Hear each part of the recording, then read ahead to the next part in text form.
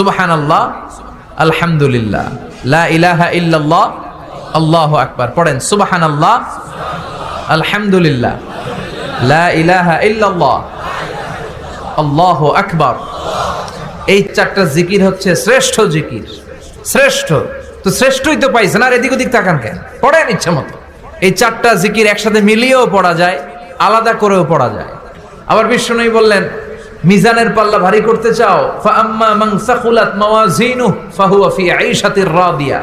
মিজানের পাল্লা যারা ভারী করতে চাও তারা দুইটা জিকির করবা, সুবহানাল্লাহি ওয়া বিহামদিহি, সুবহানাল্লাহিল আযীম। এই দুইটা শব্দ কালিমাতান হাবিবাতান ইলার রহমান, আল্লাহর কাছে খুব প্রিয়। সাকিলাতানি ফিল লিসান, এই জিহ্বার মধ্যে এই শব্দ দুইটা উচ্চারণে খুব সহজ, খুব পাতলা। সাকিলাতানি ফিল মিজান, কিন্তু এই শব্দ দুইটা মিজানের পাল্লায় রেখে দিলে অনেক ওজন হয়ে যাবে।